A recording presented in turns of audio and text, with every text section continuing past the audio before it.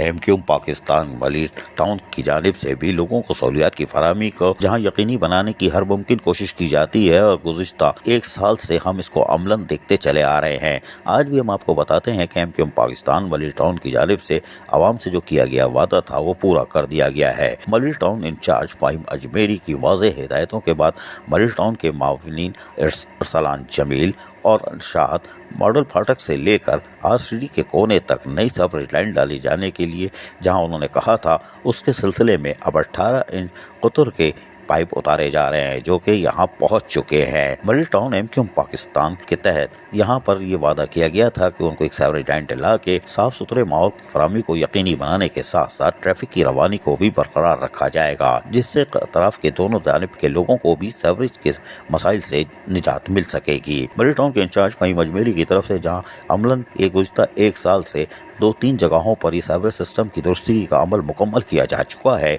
आज आप देख सकते हैं कि 18 इंच कुतर के पाइप आ चुके हैं और मॉडल कॉलोनी फाटक से लेकर RCD के कोने तक नई सीवरेज लाइन के काम को भी जल्द अज जल्द मुकम्मल करके एक तो लोगों को यानी कि अतराफ के लोगों को और उसके बाद यहाँ से सफ़र करने वालों के साथ साथ कारोबारी लोगों को भी एक साफ़ सुथरा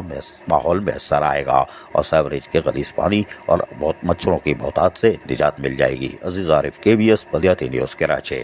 ऐसी ही खूबसूरत वीडियोस फ्यूचर में हासिल करने के लिए रेड बटन पर क्लिक करके और बेल आइकॉन को प्रेस करके हम सबके सब्सक्राइबर बनना मत भूलिए।